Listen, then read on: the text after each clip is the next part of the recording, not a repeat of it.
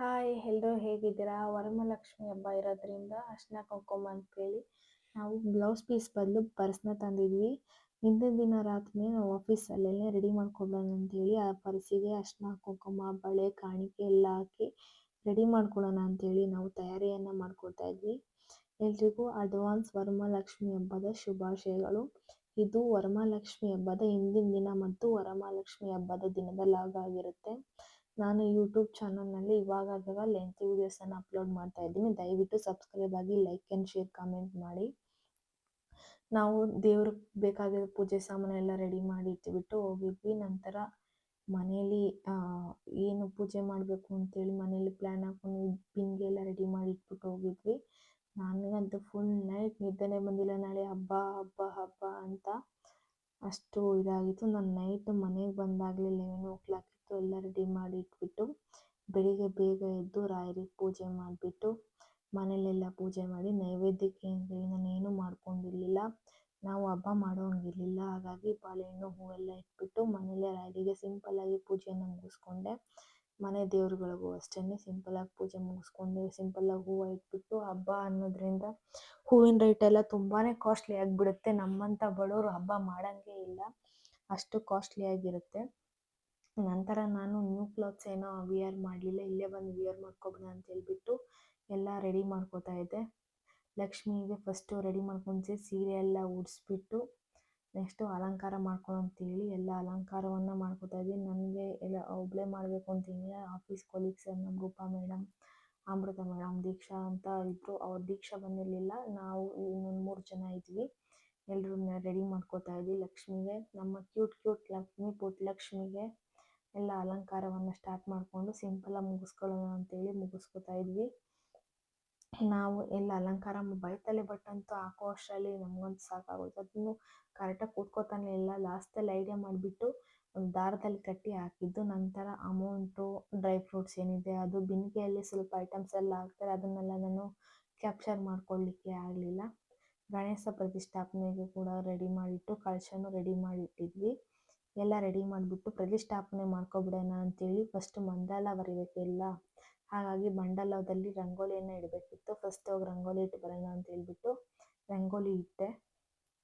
ಅಲ್ಲೆಲ್ಲ ಇಟ್ಟು ಕುಬೇರನ ಒಂದು ಚಕ್ರವನ್ನು ಬರೆದು ಮಂಡಲವನ್ನು ಇಟ್ಟುಬಿಟ್ಟು ಲಕ್ಷ್ಮಿಯನ್ನು ಒಂದು ಸ್ಥಾಪನೆಯನ್ನು ಮಾಡ್ತಾರೆ. ಮನೆಯಲ್ಲಾಗಿದ್ದರೆ ನಾವು 5 ಇಲ್ಲ ಒಂದು 6 ಪೂಜೆ ಮುಗಿಸ್ಬೋದಿತ್ತು. ಮತ್ತು ಇದು ಆಫೀಸ್ ಅಲ್ವಾ, ಎಲ್ಲರನ್ನೂ ಕರೆದು ಪೂಜೆ ಮಾಡಬೇಕಾಗಿರೋದ್ರಿಂದ ನಾವು ಒಂದು 10 ಗಂಟೆ 11 ಗಂಟೆ ಪೂಜೆಗೆ ಇಟ್ಕೊಳ್ಳೋಣ ಅಂತ ಹೇಳ್ಬಿಟ್ಟು ನಿಧಾನಕ್ಕೆ ಎಲ್ಲ ರೆಡಿ ಮಾಡ್ಕೋತಾ ಇದ್ವಿ. ಹಬ್ಬ ಆಗಿರೋದ್ರಿಂದ ವರ್ಕ್ ಏನು ಅಷ್ಟು ಇರೋದಿಲ್ಲ. ನಾವು ಹೆಣ್ಮಕ್ಳಾಗಿರೋದ್ರಿಂದ ಎಲ್ಲ ಅಲ್ಲೇ ರೆಡಿ ಮಾಡೋದೇ ಆಗುತ್ತೆ. ಅದು ತಾಳೆ ಗರಿ, ಮಾವಿನ ಸೊಪ್ಪು, ಬಾಳೆ ದಿಂಡು ಅದನ್ನೆಲ್ಲ ನಾನೇ ಎಲ್ಲ ಜೋಡಿಸಿ ಕಟ್ಟಿದ್ದು. ಆ ಕಡೆ ಎಲ್ಲ ಸ್ಕ್ರೀನೆಲ್ಲ ಇಟ್ಟು ಕಟ್ಟಿಬಿಟ್ಟು ಮಂಡಲ ಎಲ್ಲ ರೆಡಿ ಮಾಡಿಟ್ಟೆ. ನಾನು ಗಣೇಶ ಸ್ಥಾಪನೆ ಅಂತ ಹೇಳಿ ಮನೆಯಿಂದನೇ ಸಗಣಿ ಗರಿಕೆ ಎಲ್ಲ ತೊಗೊಬಂದಿದ್ದೆ.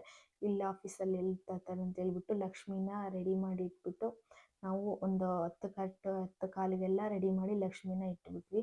ಅದು ತುಂಬ ವೆಯ್ಟ್ ಇರೋದ್ರಿಂದ ನಾವು ಒಂದ್ಸರಿ ಇಟ್ಟ ಮೇಲೆ ಆ ಕಡೆ ಈ ಕಡೆ ಜಗ್ಸೋಕ್ಕಾಗಲ್ಲ ಅಂತೇಳಿ ನಿಧಾನಕ್ಕೆ ನೋಡಿಕೊಂಡು ಸ್ವಲ್ಪ ಜಗ್ಸಿ ಇಟ್ಕೊಂಡ್ವಿ. ನಂತರ ಲಕ್ಷ್ಮಿ ಇಟ್ಟ ಮೇಲೆ ಏನೋ ಸೆಕೆಂಡು ಕಳಶ ಇಟ್ಬಿಡ್ಬೇಕಲ್ವ, ಹಾಗಾಗಿ ಲಕ್ಷ್ಮಿನ ಸಿಂಪಲ್ ಹೂವು ಅಲಂಕಾರ ಎಲ್ಲ ಚೆನ್ನಾಗಿದೆಯಾ ಅಂತ 1 ಟೈಮ್ ಕ್ರಾಸ್ ಚೆಕ್ ಮಾಡ್ಕೊಂಡ್ವಿ. ನಾನು ಒಬ್ಬಳೇ ಪ್ರೆಷರ್ ಹಾಕೆಲ್ಲ ಮಾಡಿಲ್ಲ, ಎಲ್ಲರೂ ಮೇಡಮು ಹೆಲ್ಪ್ ಮಾಡಿ ಎಲ್ಲರೂ ಸೇರಿಕೊಂಡು ಮಾಡಿದ್ದು. ಒಬ್ಬಳೇ ಮಾಡಿದ್ರೆ ಇಷ್ಟು ಯಶಸ್ವಿಯಾಗಿ ಸಕ್ಸಸ್ಫುಲ್ ಆಗ್ತಾ ಇರಲಿಲ್ಲ. ಲಕ್ಷ್ಮಿ ಅಲಂಕಾರ ಮಾಡೋದು ಸುಲಭ ಅಲ್ಲ. ಸೀರೆ ನೆರಿಗೆ ಸರಿಯಾಗಿ ಬಂದರೆ ಪಿನ್ ಸರಿ ಬರೋಲ್ಲ, ಪಿನ್ ಸರಿ ಬಂದರೆ ನೆರಿಗೆ ಸರಿ ಬರೋಲ್ಲ, ಎಲ್ಲ ಸರಿ ಬಂದರೆ ಅಲಂಕಾರನೇ ಚೆನ್ನಾಗಿ ಕಾಣಲ್ಲ. ಒಡವೆ ಒಂದು ಮಿಸ್ ಆಯಿತು ಅಂದರೂ ಲಕ್ಷ್ಮಿ ಒಂಚೂರು ಚೆನ್ನಾಗಿ ಕಾಣಲ್ಲ. ಹಾಗಾಗಿ ನಾವೆಲ್ಲ ನೋಡಿಕೊಂಡು ಒಂದಷ್ಟು ಸಾರಿ ನೋಡಿ ಪಿನ್ ಮಾಡಿ ಸಿಂಪಲ್ಲಾಗಿ ಹೂ ಅಲಂಕಾರ ಮಾಡ್ಕೊಂಡ್ವಿ. ಸಾಮಂತಿಗೆ ಹೂವು ಇತ್ತು, ಹಾಕೋಣ ಅಂದರೆ ತುಂಬ ಜಾತ್ರೆ ಥರ ಕಾಣಿಸ್ಬಿಡುತ್ತೆ ಅಂತ ಹೇಳ್ಬಿಟ್ಟು ಅದೊಂದು ಹಾರ ಹಾಕಲಿಲ್ಲ. ನಂತರ ಕಳಶ ಪ್ರತಿಷ್ಠಾಪನೆ ಅಂತೇಳಿ ಕಳಶ ತಂದಿಟ್ಟು ಫಸ್ಟೇ ನಾವು ಗಣೇಶ ಇಟ್ಬಿಟ್ಟು ಪೂಜೆನ ಮಾಡಬೇಕಿತ್ತು. ನಮಗೆ ನೆನಪಾಗಲಿಲ್ಲ ಅಂಥೇಳಿ ನಂತರ ಗಣೇಶವನ್ನು ಪ್ರತಿಷ್ಠಾಪನೆಯನ್ನು ಮಾಡಿಬಿಟ್ಟು ನಂತರ ಐಟಮ್ಸ್ ಎಲ್ಲ ಏನಿದೆ ಅದನ್ನೆಲ್ಲ ಒಂದೊಂದೇ ತೊಗೊಂಡ್ಬಿಟ್ಟು ಇಡೋಣ ಅಂತ ಹೇಳ್ಬಿಟ್ಟು ಸ್ಟಾರ್ಟ್ ಮಾಡ್ಕೊಂಡ್ವಿ. ನಾವು ಹಿಂದಿನ ದಿನ ನೈಟೇ ಮನೆಯಲ್ಲಿ ರವೆ ಉಂಡೆ, ಕಜ್ಜಿಕಾಯಿ, ನಿಪ್ಪಟ್ಟು, ಕೋಡುಬಳೆ, ಚಕ್ಲಿ ಈ ಒಂದು ಐಟಮ್ಸ್ ಏನೇನಿದೆ ರೆಗ್ಯುಲರ್ ಐಟಮ್ಸ್, ಅದು ಫುಡ್ ಐಟಮ್ಸ್ ಎಲ್ಲ ಮನೇಲೇ ಪ್ರಿಪೇರ್ ಮಾಡಿದ್ದು. ಹೋಟೆಲಲ್ಲಿ ಆಚೆ ಬೇಕರಿಯಲ್ಲಿ ತರ್ಸೋದು ಬೇಡ ಅಂತೇಳಿ ನಮ್ಮ ರೂಪಾ ಮೇಡಮ್ ಮನೆಯಲ್ಲೇ ಮಾಡ್ಕೊಂಡ್ಬಂದಿದ್ರು. ನಮಗೆಲ್ಲ ಮಾಡೋಷ್ಟು ಅಷ್ಟು ಪ್ರೆಷರ್ ಇಲ್ಲ. ಅವರು ತುಂಬ ವರ್ಷದಿಂದ ಅಲ್ಲೇ ವರ್ಕ್ ಮಾಡೋದ್ರಿಂದ ಪ್ರತಿ ವರ್ಷವೂ ಅವ್ರ ಮನೆಯಿಂದನೇ ಅದನ್ನು ಪ್ರಿಪೇರ್ ಮಾಡ್ಕೊಂಡು ತೊಗೊಬರ್ತಾರಂತೆ. ನಾನಂತೂ ಆ ಕಡೆ ಇಟ್ಟರೆ ಚೆನ್ನಾಗಿರುತ್ತಾ, ಈ ಕಡೆ ಇಟ್ಟರೆ ಚೆನ್ನಾಗಿರುತ್ತೆ, ಎಲ್ಲಿ ಸೆಟ್ ಆಗುತ್ತೆ, ಜಾಗ ಎಲ್ಲ ಕವರ್ ಅಪ್ ಮಾಡಬೇಕು, ಫೋಟೋಗೆ ಚೆನ್ನಾಗಿ ಬರಬೇಕು, ಮತ್ತು ನೋಡೋರಿಗೂ ಚೆನ್ನಾಗಿ ಕಾಣಬೇಕು ಅಂತೇಳಿ ನಾನು ಆ ಕಡೆ ಈ ಕಡೆ ಎಲ್ಲ ಜರುಗಿಸ್ಬಿಟ್ಟು ಎಲ್ಲ ಅರೇಂಜ್ ಮಾಡ್ತಾಯಿದ್ದೆ. ಆದಷ್ಟು ನಾವು ಸಿಂಪಲ್ಲಾಗೆ ನಾವು ಕೂರಿಸೋದ್ರಿಂದ ಲಕ್ಷ್ಮಿನ ನಾವು ನೆಕ್ಸ್ಟ್ ಮಾರ್ನಿಂಗ್ ಒನ್ ಡೇ ಬಿಟ್ಟು, ಶುಕ್ರವಾರ ಇವತ್ತು ಕೂರಿಸ್ತಾ ಇದ್ದೀವಿ ಅಂದರೆ ಶನಿವಾರ ಒನ್ ಡೇ ಬಿಟ್ಬಿಟ್ಟು ಶನಿವಾರ ಸಾಯಂಕಾಲ ಲಕ್ಷ್ಮಿನ ಎತ್ತಬೇಕಿತ್ತು. ಯಾಕಂದರೆ ಮನೆ ಆದರೆ 3 ಡೇಸ್ ಎಲ್ಲ ಇಟ್ಬಿಟ್ಟು ಪೂಜೆ ಮಾಡಿ ಮತ್ತೆ ನೈವೇದ್ಯ, ಸಾಯಂಕಾಲ ಪೂಜೆ, ಬೆಳಿಗ್ಗೆ ಪೂಜೆ ಅಂತ ಮಾಡ್ತೀವಿ. ಇದು ಆಫೀಸ್ ಅಲ್ವಾ, ಹಾಗಾಗಿ ನಾವು ಶನಿವಾರ ಸಾಯಂಕಾಲ ಎಲ್ಲ ಎತ್ತಬೇಕಾಗಿರುತ್ತೆ. ಹಾಗಾಗಿ ನಾವು ಎಲ್ಲ ಕ್ಲೀನಾಗಿ ಅರೇಂಜ್ ಮಾಡಿಟ್ಬಿಟ್ಟು ಬೇಗ ಎತ್ತೋಂಗೆ ನಾವು ಕ್ಲೀನಾಗಿ ದೂರಕ್ಕಾಗಂಗೆ ಐಟಮ್ಸ್ನ ಜೋಡಿಸ್ಕೊಂಡ್ವಿ. ಟೇಬಲ್ ಸ್ವಲ್ಪ ಲೆಂತಿ ಅನಿಸ್ತು. ಚಿಕ್ಕ ಟೇಬಲ್ ಅರೇಂಜ್ ಮಾಡೋಣ ಅಂದರೆ ನಾವು ಆಫೀಸ್ ಮೇಲ್ಗಡೆ ಇಟ್ಟಿರೋದ್ರಿಂದ ನಾವು ಟೇಬಲ್ ಕೆಳಗಡೆಯಿಂದ ಲಿಫ್ಟ್ ಮಾಡೋಕ್ಕಾಗಲ್ಲ ಅಂತ ಹೇಳ್ಬಿಟ್ಟು ಅಲ್ಲೇ ಇದ್ದಂಥ ಟೇಬಲ್ನೇ ಅರೇಂಜ್ ಮಾಡಿ ಅಡ್ಜಸ್ಟ್ ಮಾಡಿ ಕರ್ಟನ್ಸ್ ಎಲ್ಲ ಹಾಕಿ ನಾನು ಸಿಂಪಲ್ಲಾಗಿ ಅರೇಂಜ್ ಮಾಡೋಕ್ಕೆ ಒಂದು ಐಡಿಯಾವನ್ನು ತೊಗೊಂಡೆ. ಪ್ರತಿ ವರ್ಷವೂ ಅವರು ಬೇರೆ ಜಾಗದಲ್ಲಿ ಇಟ್ಟು ಪೂಜೆ ಮಾಡ್ತಾಯಿದ್ರು.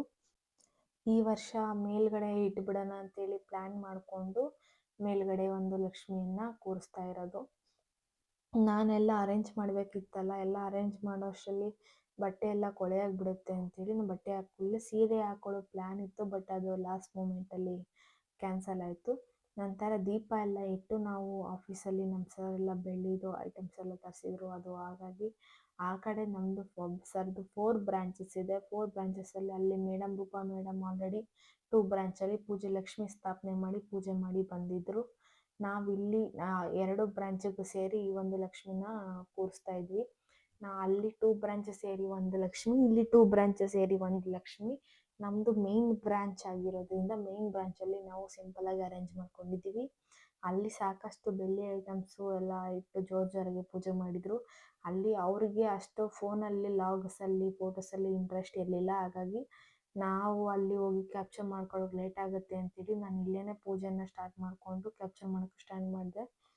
ನಾನು ಸ್ಟ್ಯಾಂಡನ್ನ ಎಲ್ಲಿ ಪಾವಿಡ್ಸೋದು ಅಂತ ಅಂದ್ಕೊಂಡಿದ್ದೆ, ಇಲ್ಲಿ ಇಡೋಕ್ಕೆ ಏನೂ ಇರಲಿಲ್ಲ ಅಂತ. ಹಾಗಾಗಿ ನಮ್ಮ ಮನೆಯಿಂದನೇ ಒಂದು ಸ್ಟ್ಯಾಂಡನ್ನು ತೊಗೊಬಂದಿದ್ದೆ. ನಂತರ ದೀಪಕ್ಕೆಲ್ಲ ಎಣ್ಣೆ ಹಾಕೋಣ ಅಂತ ಎಣ್ಣೆ ಹಾಕ್ಕೊಂಡು ದೀಪಕ್ಕೆ ಕಾಮಾಕ್ಷಿ ದೀಪ ಕೂಡ ಇತ್ತು, ಅದಕ್ಕೆ ತುಪ್ಪ ಹಾಕ್ಕೊಂಡು ತುಪ್ಪನ ಹಾಕ್ಕೊಂಡೆ. ಅಂದರೆ ತುಪ್ಪ ಎಲ್ಲದಕ್ಕೂ ತುಪ್ಪನೇ ಹಾಕ್ಬಿಟ್ರೆ ಚೆನ್ನಾಗಿರಲ್ಲ ಅಂತೇಳಿ ಎಣ್ಣೆ ದೀಪನ ಹಚ್ಬೇಕು. ಲಕ್ಷ್ಮಿ ತುಂಬ ಸಿಂಪಲ್ಲಾಗಿರೋದಕ್ಕೆ ಇಷ್ಟಪಡ್ತಾಳೆ, ಯಾಕಂದರೆ ಆಡಂಬರ ಇರೋದು ಇಷ್ಟಪಡಲ್ಲ ಅಂತೇಳಿ ಎಲ್ಲ ತುಪ್ಪನೇ ಹಾಕಿ ಹಚ್ಬೇಕು ಅಂತೇಳಿ ನಾನು ಒಂದು ದೀಪ ತುಪ್ಪದಲ್ಲಿ ಹಾಕಿ ಇನ್ನೊಂದು 2 ದೀಪದ ಎಣ್ಣೆನ ಹಾಕಿದೆ. ಸ್ವೀಟ್ಸ್ ಕೂಡ ತರಿಸಿದ್ವಿ.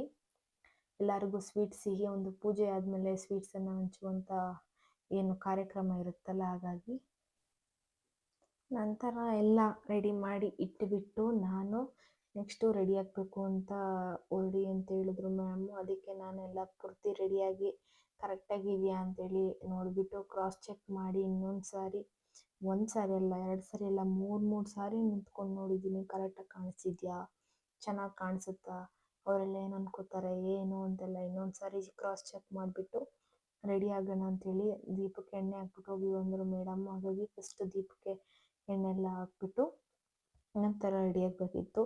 ಆಚೆ ಎಲ್ಲ ಇನ್ನೂ ನಾನು ರಂಗೋಲಿ ಇಟ್ಟಿರಲಿಲ್ಲ. ಆಚೆ ಎಲ್ಲ ಎಲ್ಲ ಆಂಟಿ ಎಲ್ಲ ತೊಳೆಯೋಕ್ಕೆ ಹೇಳಿದ್ದೆ, ಹೌಸ್ ಕೀಪಿಂಗ್ ಆಂಟೀಸ್ಗೆಲ್ಲ, ಅವರೆಲ್ಲ ತೊಳೆದು ರೆಡಿ ಮಾಡಿ ಇಟ್ಟಿದ್ರು. ಆಚೆ ಗೌಡಿಯೋಗಿ ರಂಗೋಲಿ ಹಾಕೋಕ್ಕೆ ಯಾರೂ ಬಂದಿರಲಿಲ್ಲ. ನಾನೇ ಹಾಕೋಣ ಅಂತೇಳಿ ಸಿಂಪಲ್ಲಾಗಿ ಚಿಕ್ಕದಾಗಿ 2 ಪುಟ್ಟ ರಂಗೋಲಿ ಇಡೋಣ ಅಂತೇಳಿ ಆ ಯೂನಿಟ್ ಹತ್ರ ಬೇರೆ ಆಂಟಿರು ಹೇಳಿದ್ದೆ ನನ್ನ ರಂಗೋಲಿ ಹಾಕೋಕ್ಕೆ. ನಮ್ಮ ಯೂನಿಟಲ್ಲಿ ನಾನೇ ಇಡೋಣ ಅಂತೇಳ್ಬಿಟ್ಟು ರಂಗೋಲಿ ಇಟ್ಕೊಂಡು ಅಂತೇಳಿ ಕೆಳಗಡೆ ಹೋಗಿ ರಂಗೋಲಿ ಇಟ್ಬಿಟ್ಟು ಬಂದೆ. ಅಷ್ಟರಲ್ಲಿ ಮ್ಯಾಮ್ ದೀಪದ ಎಣ್ಣೆ ಹಾಕೊಂಡು ಕೊಟ್ಟಿದ್ದರಿಂದ ದೀಪದ ಎಣ್ಣೆ ಹಾಕ್ತಾಯಿದ್ರೆ. ನಾವು ಸಿಂಪಲ್ಲಾಗಿ ನಾವು ಮನೆಯಲ್ಲಿ ಆಚರಣೆ ಮಾಡುತ್ತಿರಲಿಲ್ಲ. ಸಿಂಪಲ್ಲಾಗಿ ನಾನು ಕಳಶ ಇಟ್ಟು ಪೂಜೆ ಮಾಡ್ತಾಯಿದ್ದೆ. ಈ ವರ್ಷ ನಮ್ಮ ಮನೇಲಿ ಯಾವುದೇ ಒಂದು ಹಬ್ಬವನ್ನು ಮಾಡುವಂತಿಲ್ಲ, ಯಾಕಂದರೆ ಸ್ವಲ್ಪ ಜನಗಳು ಡೆತ್ ಆಗಿರೋದ್ರಿಂದ ಈ ವರ್ಷ ನಾವು ಮನೆಯಲ್ಲಿ ಯಾವುದೇ ಕಾರ್ಯಕ್ರಮವನ್ನು ಮಾಡುವಂತಿಲ್ಲ, ಕಾಯಿ ಹೊಡೆಯೋಂಗಿಲ್ಲ, ದೇವಸ್ಥಾನಕ್ಕೆ ಪೂಜೆ ಮಾಡಿಸೋಂಗಿಲ್ಲ. ಪೂಜೆ ಮಾಡಿಸಿದ್ರು ಬರೀ ಹಣ್ಣು ಅಷ್ಟೇ ಪೂಜೆ ಕೊಡಬೇಕು, ಕಾಯಿ ಕೊಡೋ ಹಂಗಿಲ್ಲ. ಈ ಒಂದು ಪದ್ಧತಿ ಹಳ್ಳಿಗಳ ಕಡೆ ಇನ್ನೂ ಕೂಡ ಜಾರಿಯಲ್ಲಿದೆ. ನಂತರ ನಾವು ಆಫೀಸಲ್ಲಿ ಸೆಲೆಬ್ರೇಟ್ ಮಾಡೋಣ ಅಂತೇಳಿ ನನಗಂತೂ ತುಂಬಾ ಖುಷಿ ಆಯಿತು. ಯಾಕಂದರೆ ನಾನು ಯಾವತ್ತೂ ಲಕ್ಷ್ಮಿಯನ್ನು ಕುಣಿಸೇ ಇಲ್ಲ, ನನಗೆ ಗೊತ್ತೇ ಇಲ್ಲ. ಆ್ಯಕ್ಚುಲಿ ನಾನು ಕಳಶ ಇಷ್ಟಷ್ಟೇ ಪೂಜೆ ಮಾಡಿ ಗೊತ್ತು. ಅದಕ್ಕೆ ಏನೇನು ಐಟಮ್ಸ್ ಹಾಕ್ತಾರೆ, ಯಾವ ಥರ ಸೀರೆ ಉಡಿಸ್ತಾರೆ, ಅಷ್ಟು ಒಡವೆ ಹಾಕ್ತಾರೆ, ಐಟಮ್ಸ್ ಮಾಡ್ತಾರೆ, ಯಾವ ರೀತಿ ಮಂಡಲನ ಬರೀತಾರೆ, ಇದೆಲ್ಲ ನನಗೇನಂದರೆ ಏನೂ ಗೊತ್ತಿಲ್ಲ. ನಂತರ ನಾನು ರೆಡಿಯಾಗಿ ಬಂದೆ. ನನಗಂತೂ ತುಂಬಾ ಎಕ್ಸೈಟ್ ಆಗಿದೆ ಪೂಜೆ ಮಾಡ್ಕೊಳ್ಳೋಣ ಅಂತೇಳಿ. ಆಚೆ ಒಂದು ಈ ರೀತಿ ಒಂದು ನಾನು ರಂಗೋಲಿಯನ್ನು ಹಾಕ್ಕೊಂಡಿದ್ದೆ ಸಿಂಪಲ್ಲಾಗಿ. ನಾನು ಅಷ್ಟೊಂದು ಗ್ರ್ಯಾಂಡಾಗಿ ಮಾಡ್ಕೊಳಕ್ಕೆ ಹೋಗಲಿಲ್ಲ. ಸಿಂಪಲ್ಲಾಗಿ ರಂಗೋಲಿ ಮುಗಿಸ್ಕೊಂಡು ಅದರಲ್ಲೇ 2 ಅವರ್ ಕಳೆದೋದ್ರೆ ಪೂಜೆ ಯಾವಾಗ ಮಾಡೋದು ಅಂತ ಹೇಳ್ಬಿಟ್ಟು ಸಿಂಪಲ್ಲಾಗಿ ರಂಗೋಲಿನ ಮಾಡಿ ಈ ಒಂದು ಅಲಂಕಾರ ಈ ರೀತಿ ನಾವು ಅರೇಂಜ್ ಮಾಡಿದ್ವಿ ಲಕ್ಷ್ಮಿಗೆ. ನಾನು ಒಂದು ಬೌಲಲ್ಲಿ ಹೂವೆಲ್ಲ ಹಾಕಿ ಸ್ವಲ್ಪ ಡೆಕೋರೇಷನ್ಗೆ ಅಂತ ಇಟ್ಟಿದ್ದೆ. ಬಂದವ್ರಿಗೆ ಪರ್ಸ್ ಅಂತ ಹೇಳಿದ್ನಲ್ಲ ಆವಾಗಲೇ ಮಾಡಿದ್ದೆ. ನೆಕ್ಸ್ಟ್ ದೀಪ ಹಚ್ಚೋಕ್ಕೆ ಮೇಡಮ್ನ ಬಿಟ್ಟಿದ್ವಿ. ಮೇಡಮ್ನೇ ಹಚ್ಚಿ ಅಂತ ಹೇಳ್ಬಿಟ್ಟು ದೀಪ ಎಲ್ಲ ಸಿಂಪಲ್ಲಾಗಿ ಹಚ್ಕೊಂಡು ಅಂತೇಳಿ ಹಚ್ತಾಯಿದ್ರು ಮೇಡಮ್ಮು. ಆ ಒಂದು ಟೈಮಲ್ಲಿ ಹೂ ಸ್ವಲ್ಪ ಸರಿಯಿಲ್ಲ ಅಂಥೇಳಿ ಹೂನ ನಾನು ಇದು ಮಾಡಿಬಿಟ್ಟು ಬಂದೆ. ನಂತರ ದೀಪ ಎಲ್ಲ ಸಿಂಪಲ್ಲಾಗಿ ಹಚ್ಕೊಂಡು ನಾವು ಪೂಜೆ ಸ್ಟಾರ್ಟ್ ಮಾಡಿದಾಗ ಅರೌಂಡ್ 12:30 ಆಗಿತ್ತು. ಲೇಟೇ ಆಗಿತ್ತು.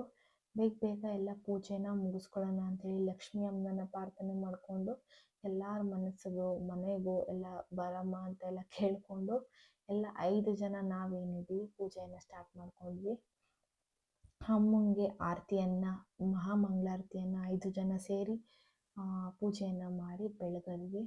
ಲಕ್ಷ್ಮೀ ಅಮ್ಮ ಅಂಥೇಳಿ ನಿಮಗೂ ಕೂಡ ಲಕ್ಷ್ಮಿ ನಿಮ್ಮ ಮನೆಗೂ ಬರಲಿ, ನಿಮ್ಮ ಮನಸ್ಸನ್ನು ತುಂಬಲಿ, ನಿಮ್ಮ ಮನೆಗೂ ಲಕ್ಷ್ಮಿ ದಯಪಾಲಿಸಲಿ ಅಂತ ನಾನೊಂದು ಕೇಳ್ಕೊತೀನಿ. ನಂತರ ಎಲ್ಲರಿಗೂ ಅರಿಶಿನ ಕುಂಕುಮ ಕೊಡಬೇಕಿತ್ತು. ಹಾಗಾಗಿ ಅರಿಶಿನ ಕುಂಕುಮವನ್ನು ಮೇಡಮ್ ಎಲ್ಲರಿಗೂ ಕೊಡ್ತಾಯಿದ್ರು.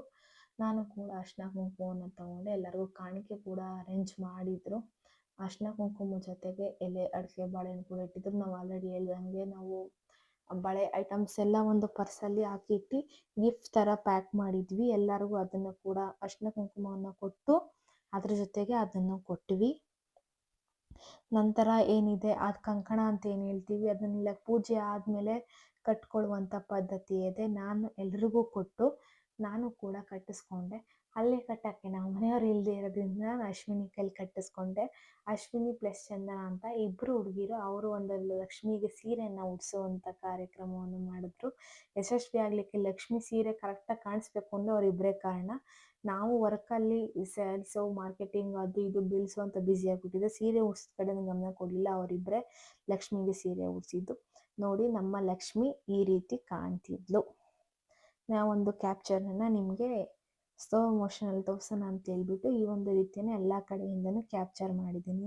ಅದು ಕೋಟನ್ ನೋಟ್ ಅಲ್ಲ, ರಿಯಲ್ ಆಗಿ ಮನಿ ಅದು. ನೀವು ಕೋಟನ್ ನೆಟ್ ಅಂತ ಎಲ್ಲ ಮೆಸೇಜ್ ಹಾಕಿದರೆ ಕೋಟನ್ ನೋಟ್ ಅಲ್ಲ, ಫುಲ್ಲು ರಿಯಲ್ ಮನಿ ಅದು. ಯಾವುದು ಕೋಟನ್ ನೋಟ್ ಇಲ್ಲ. ಎಲ್ಲ ಹೊಸದಾಗಿ ಬ್ಯಾಂಕಿಂದ ಡ್ರಾ ಮಾಡ್ಕೊಂಡು ಬಂದಿದ್ದು ಲಕ್ಷ್ಮಿ ಹಬ್ಬಕ್ಕೆ ಅಂತೇಳಿನೇ ಡ್ರಾ ಮಾಡ್ಕೊಂಡು ಬಂದಿತ್ತು. ನಾವು ಸಿಂಪಲ್ಲಾಗಿ ಆಫೀಸಲ್ಲಿ ಈ ಒಂದು ಪೂಜೆನ ಇನ್ನೂ ಲಕ್ಷ್ಮಿ ಜೊತೆ ಈ ಲಕ್ಷ್ಮಿನೂ ಒಂದ್ಸರಿ ನೋಡ್ಕೊಳ್ಳಿ ಅಂತೇಳಿ ನಾನು ಒಂದು ಕ್ಯಾಪ್ಚರ್ ಮಾಡಿಕೊಂಡೆ. ಮತ್ತೆ ಸಿಗುವ ವರಮಹಾಲಕ್ಷ್ಮಿ ಹಬ್ಬದ ಶುಭಾಶಯಗಳು.